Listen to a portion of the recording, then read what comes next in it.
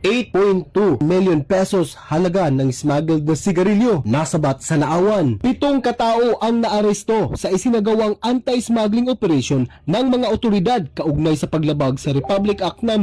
10863 o Customs Modernization and Tariff Act at Republic Act No. 10643 noong Abril 17, 2026 sa Fish Landing, Barangay Poblasyon, Naawan, Misamis Oriental. Ang operasyon ay pinangunahan ng Misamis Oriental Maritime Police Station bilang lead unit sa pamumuno ni Police Major Jojo B. Balance, Chief ng Maritime Police Station. Katuwang ang mga tauhan ng Naawan Municipal Police Station, gayon din ang Provincial Intelligence Unit Misamis Oriental. Ayon sa ulat, nakatanggap ng tip mula sa isang informant bandang alas 12:15 ng madaling araw hinggil sa umano'y unloading ng iligal na sigarilyo sa nasabing lugar, na agad sinunda ng operasyon mula 1:30 ng madaling araw hanggang alas 4:40 ng madaling araw. Sa operasyon, 7 individual ang naaresto matapos mahuling aktwal na nagkakarga ng mga kahon ng sigarilyo sa isang L300 van. Kabilang sa mga nahuli ang 6 na miyembro ng Philippine Coast Guard at isang driver. Nakumpiska sa operasyon ang humigit kumulang 10,250 rims ng Canon Green cigarettes na tinatayang nagkakahalaga ng 8.2 million pesos at isang L300 van na may halagang 700,000 pesos. Sa parehong araw, dakong alas 5:11 ng hapon, isinangguni ang kaso sa Office of the Provincial Prosecutor of Misamis Oriental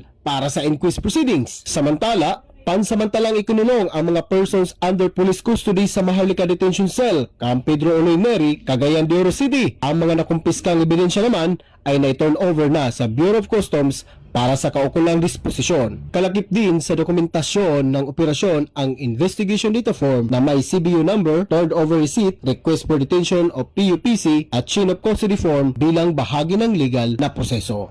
Ito ang inyong payment correspondence, Patrolman Arnold N. Velasco, alagad ng batas, tagataguyod ng Balitang Pulis.